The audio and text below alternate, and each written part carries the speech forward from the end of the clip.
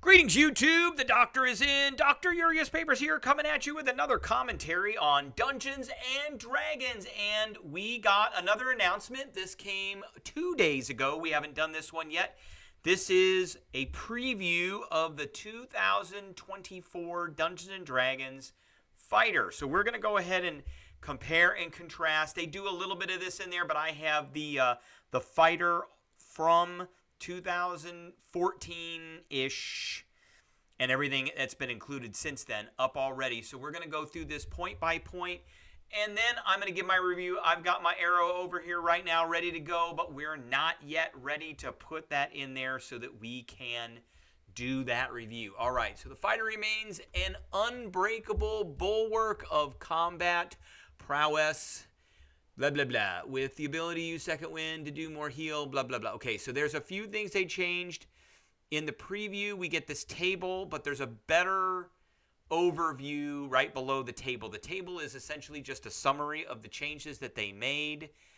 So let's get into this. So at level 1, fighting style. So fighting style options have remained mostly the same with a couple of tweaks.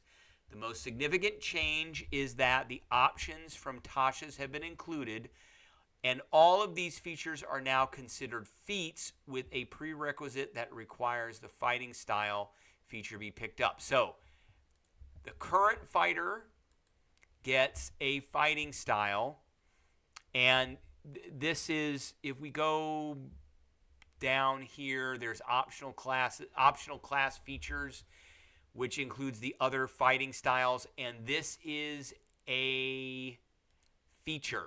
It is a class feature, so you get it automatically. I don't know why they're changing it to call it a feat. It's not really changing anything at all. It's just they get it automatically. So at level 1, you get to choose one of these feats as part of the fighter's fighting style. Every time you gain a fighter level, you can swap out your choice. In case you get tired of protecting your glass cannon, which I always have to put some flavor in here. So they didn't really say what they're changing it to. There's nothing up here. So it just says fighting styles are now feats and some have minor tweaks.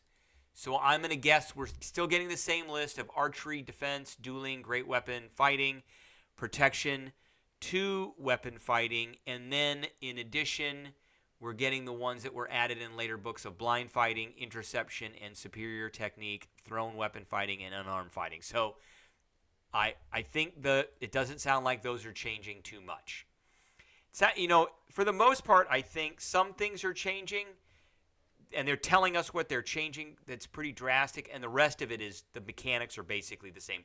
Again, I don't think that this is D&D 6.0. I don't really even think it's D&D 5.5, maybe like 5.35, something like that. All right.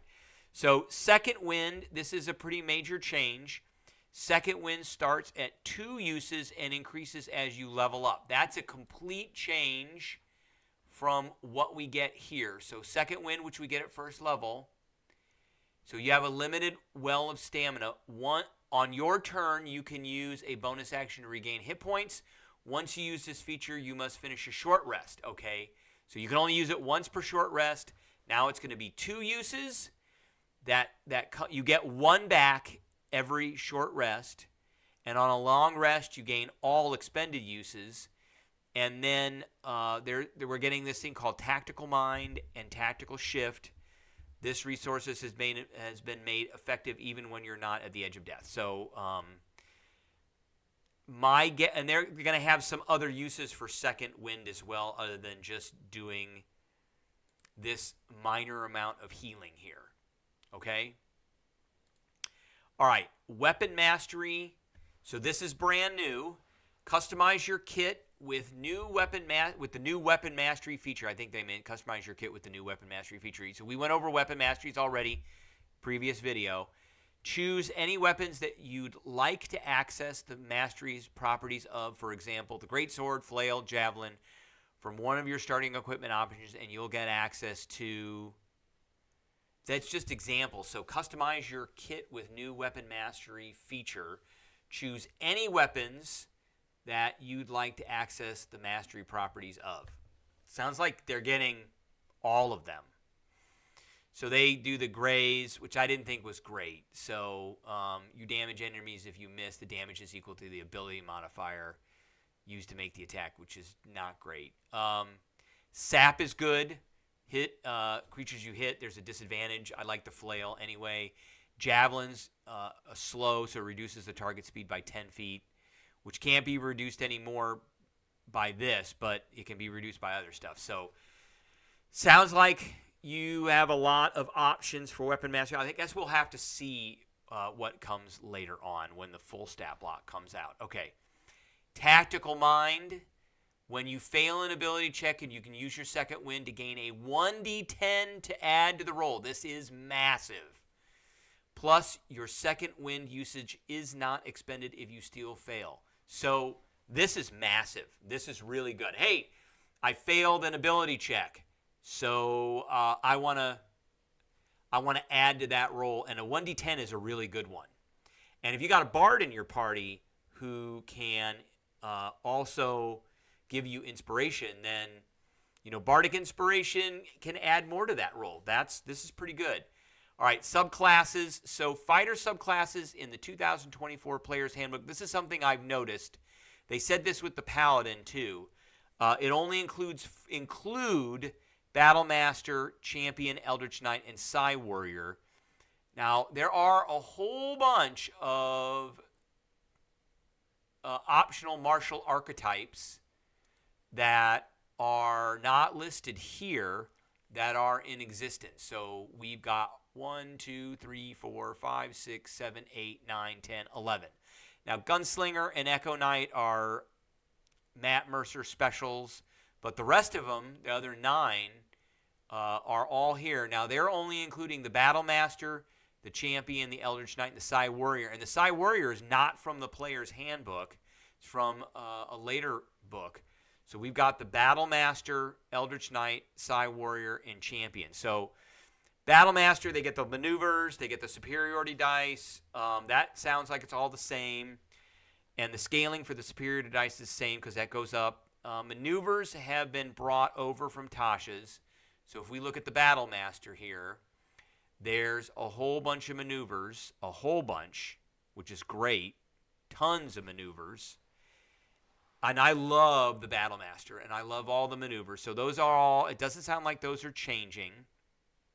Some have been tweaked slightly, so I'm hoping that that doesn't mean a nerf.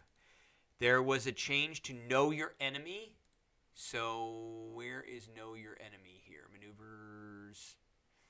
Oh, I think that's not a maneuver. I think that is that's a class feature. So you have to spend a minute. Now you have to spend, it removes the 1 minute observation condition and only reveals immunities, resistances, and vulnerabilities, whereas before it revealed 2 of these. So you could get their armor class and their hit points, you could get their fighter levels, top class level, a lot of stuff. That got kind of nerfed. I don't like that. I don't really like that at all. That was a pretty cool ability that could, you could go, oh, here's his armor class. Oh, here's his intelligence. So we know what his intelligence modifier is, so we can kind of figure out what his saving throws are going to be. There was a lot of good stuff in this. Now it's only going to be immunities, resistances, and vulnerabilities. Okay.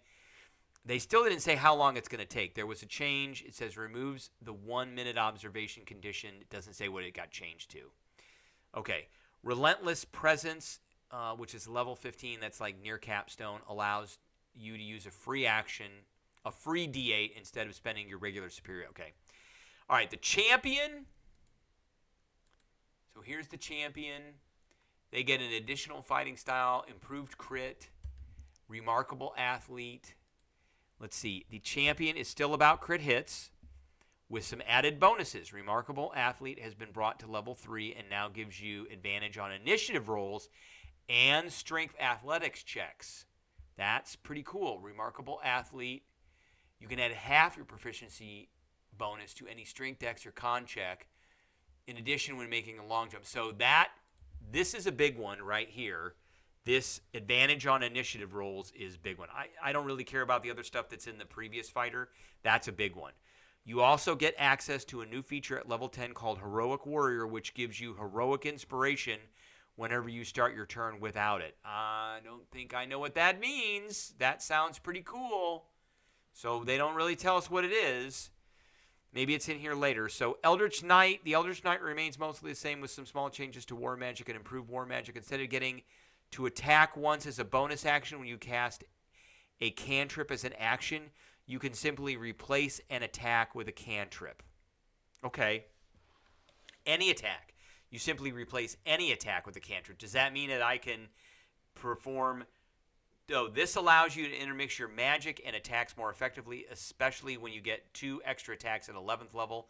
Improved War Magic follows this trend, but requires you to forego 2 attacks to cast a first level or second level spell. So let's take a look at that. I think those are capstone abilities. So War Magic is 7th level, and Improved War Magic is 18th level. When you use your action to cast a spell, you can make a 1 melee attack as a bonus action. And then War Magic is when you use your action to cast a cantrip, you can make 1 attack as a bonus action. So this allows basically the Eldritch Knight to function very similar to a Blade Singer, where they can kind of intermix cantrips with their attacks. So essentially, that means that you could do, I guess, 2 different Booming Blade attacks. I don't know. We'll have to see when the full stat block comes out. Psi Warrior is mainly unchanged. So the big thing about the Psi Warrior, which is right here, is the psionic power. Gives you these psionic dice. Gives you a protective field. So when another creature you see, you can use your reaction to expend 1 die and reduce the damage, plus your intelligence modifier. That's okay. You can do a strike. You can propel your weapons with force once on each of your turns immediately after you hit you with an attack and deal damage with a weapon. You can spend a psionic energy die rolling it and dealing force damage to the target equal to the number rolled plus your intelligence modifier. And this is a D6. And it gets better as you go up. So I guess that's okay. And then telekinetic movement. So it doesn't sound like these things are changing. Okay.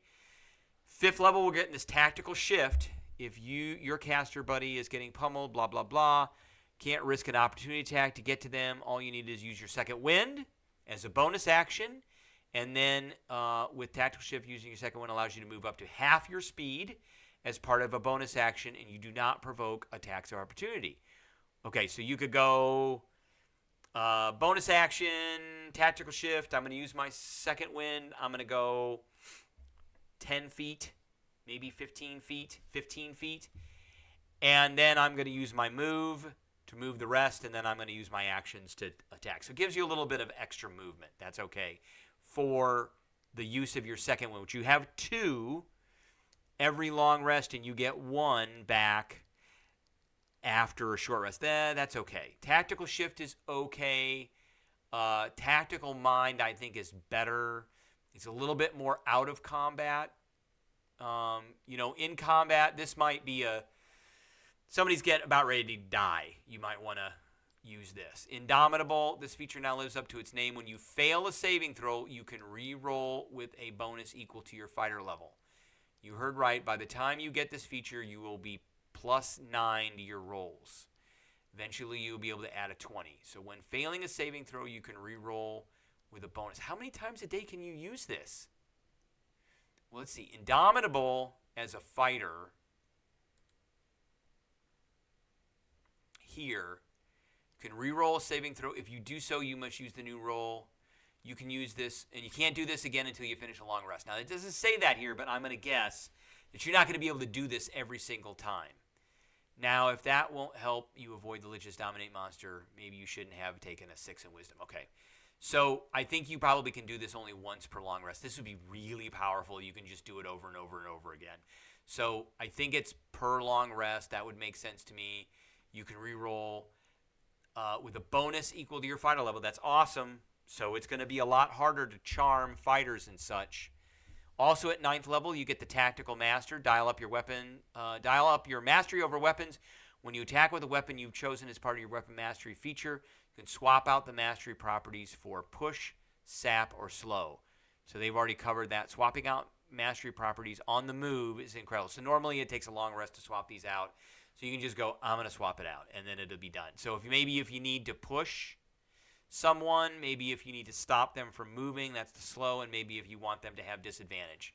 So that might be a good reason to swap out. So this gives a lot of versatility. I like that. Studied attacks. We all hate whiffing, but this new ability does a lot to make sure at least you're not whiffing. If you make an attack against a creature and miss, you get advantage on your next weapon attack against the same creature until the end of your next turn. I don't think this is going to be always. They didn't put the time limits on this, so I'm going to bet this is like once a short rest, or you can do this a number of times a day equal to a proficiency bonus or something like that. And then you get the epic boon. We saw this with the paladin at 9th level, so capstone ability, you get this epic boon. Choose from one of the 12 epic boons. They suggest boon of combat prowess, increase one ability score by 1 to a maximum of 30. Used to be a maximum of 20. Also, whenever you miss with an attack roll, you can hit instead. Once you use this ability, you can't do so until the start of your next turn. And then, yeah, so I think this one is going to be, I think this studied attack is going to be limited. Now, with the other thing, there's action surges. They didn't really talk about that, so I'm going to assume that's not changing. The ability score improvements, I don't think those are changing. And some of these are changing, these martial archetype features. So extra attack shouldn't be changing. So it looks like, for the most part, I think the fighter got a little bit better. I'm still going to include the other subclasses. I don't necessarily, I like some of this stuff, the extra stuff that you can use with your second wind. That seems pretty cool. Gives you some choices. And I do like the weapon mastery. So I think the fighter got a little bit better. We'll have to see what they tweaked with the battle master. So I am going to give the fighter, because I always did before, an A. Straight up A. This looks pretty cool. I'm okay with this. And they didn't really mess with it too much to break it. So I think it's good to go. All right, that's what I got for everybody today. I appreciate everybody tuning in, and I will catch everybody later.